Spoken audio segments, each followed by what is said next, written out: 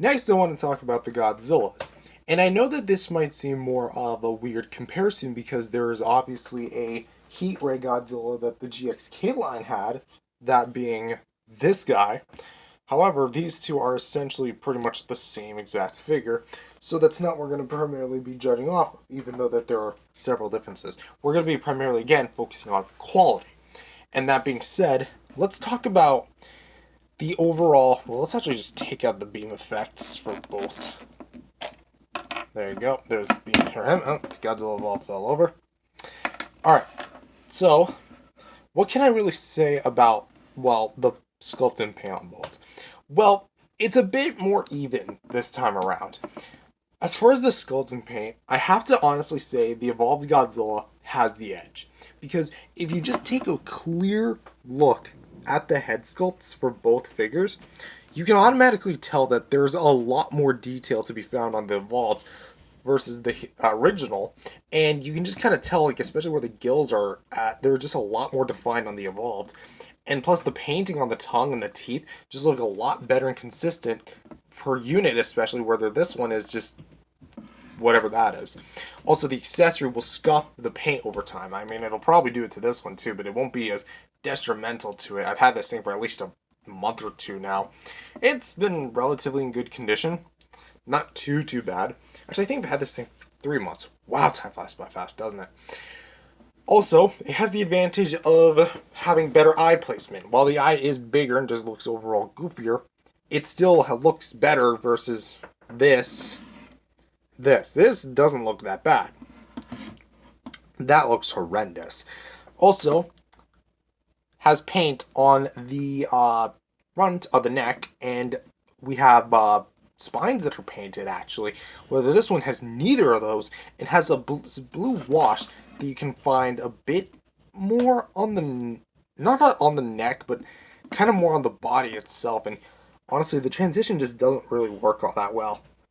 Something I also have to give kudos to the new one for is the inclusion of just, again, more paint mixed in with more detail, i.e. the arms. The arms here, while they are very detailed, they're kind of soft. They're very soft detailed, and has, again, that blue wash, which while it does do some favors, it's not really enough to bring out anything, and has very tiny painted claws. Like, they might as well not even be painted, versus these ones, which are much more extended this go around, probably because of the design, but again, has a lot better painted claws, and just has a lot better detailing. The only real nitpick I have is really the spine, which is painted on the box, but not painted here.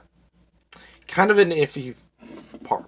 Also, the chest, again, just looks a lot better.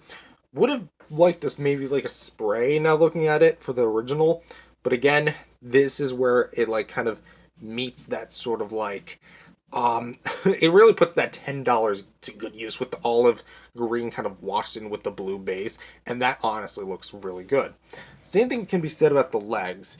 While it is true that this head doesn't have the wash, and both of them are rather comparable in terms of detail, and both of them have the same exact type of paint on the feet, although one is lighter than the other, it just looks, again, the combo of the detail just looks a lot better on the Evolved, even though this one does have the blue wash.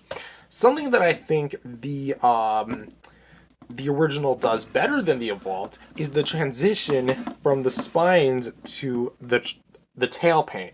Because this is light blue, this is kind of like orange-ish, versus red versus blue. So it just looks a little bit more cleaner. However, that's basically the only advantage this guy has, as even like the quality of the spray, it's so easy, like vulnerable to chip off and doesn't go all the way, versus this one where it actually does go all the way and paints the Thagamizers, even though this one doesn't have the Thagamizer. Ow! I just stabbed myself right on that point.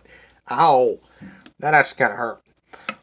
Also, the build quality itself. That's something I also forgot to mention. The build quality just feels a lot better on this one. Even though there's an obvious seam, it's not as bad as it is on here, because even then, when you turn the head, you kind of can get that, like, whole thing to split. If you do it hard enough, the whole thing will come apart. I'm pretty sure it'll happen to this one, but hey, lesson learned, at least.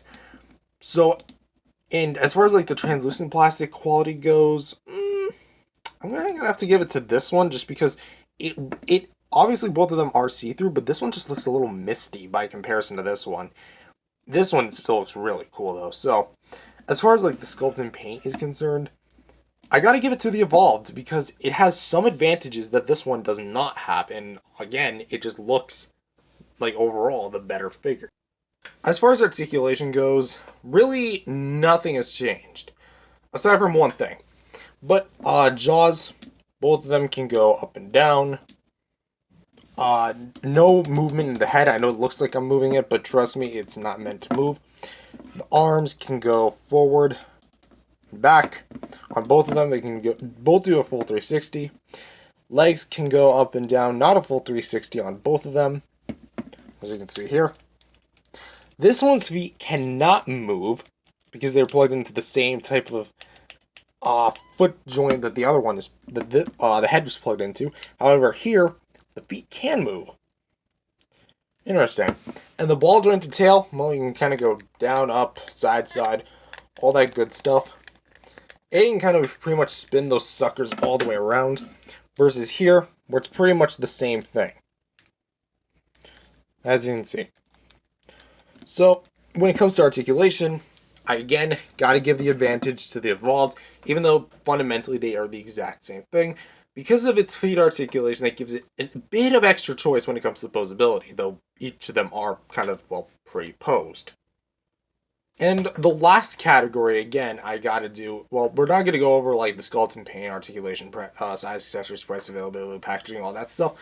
We're gonna, again, just go over the accessories, which, both of them, again, as you saw earlier, come with their own beam effects. Which is good.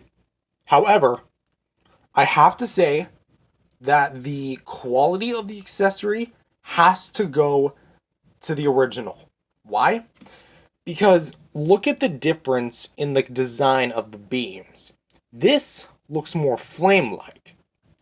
This looks like a flame. Obviously, it's copied off the Monster Art Spitfire 2014 Onward mold, because if you flip it this way, it's literally just that, just encased in rubber, versus this, where it just looks so artificial. I know it's a fake monster's beam, but like, it doesn't even look like Godzilla's beam. It kind of looked more like this in the film. In fact, I would actually, oh crap, almost knocking over my lamp. This is the beam from the Mechagodzilla, Battle Mechagodzilla with the proton scream. This, in my opinion, looks better than this.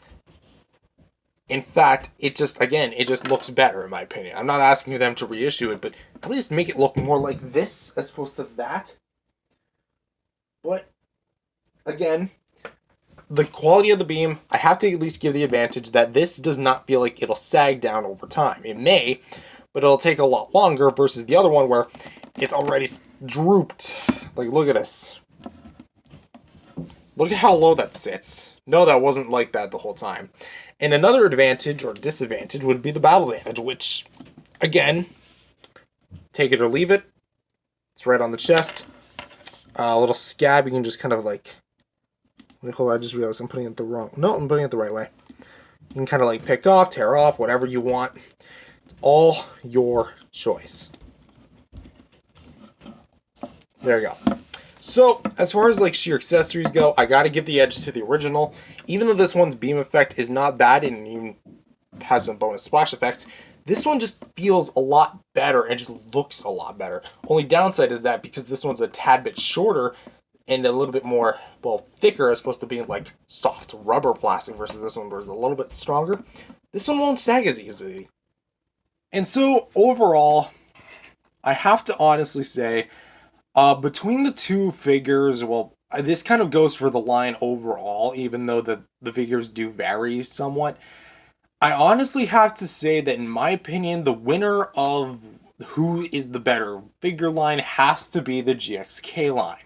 Because not only do they have the better build quality, but they also just feature more articulation than their original predecessors, but also just feature well, again, better paint application and better sculpting versus the older ones, which are not bad at all, but just they're kind of outdated now that these guys are here. Although, again, we can have a spot on the show for anybody here. But at the end of the day, I feel like is again, as time goes on, Playmates starts to make more Godzilla and Kong figures. They're gonna continue making some good figures. Like, it's a shame that the Toho series had to end with Baragon. Like, really, Baragon? That's how you end your Toho series line? I know that's another can of worms, but really? Y'all couldn't have ended it with, like, say, a 6-inch 1954 that's not from Bandai? Whatever. But at this point, this is what we have, and I'm so thankful to have these because at the end of the day, all these figures are winners in my book. I might be critiquing on some, but at the end of the day, that's how some figures are, that's how some other figures aren't, and I feel like all these are winners. But as for me, I think that these guys are the superior ones to them. With that being said, thank you guys for watching this video. If you guys liked it, definitely subscribe to the channel. Believe in Jesus, accept him as Lord every day. Spread the gospel, and I'll see you guys in the next video. Peace out, everyone. God bless. Peace out, everyone.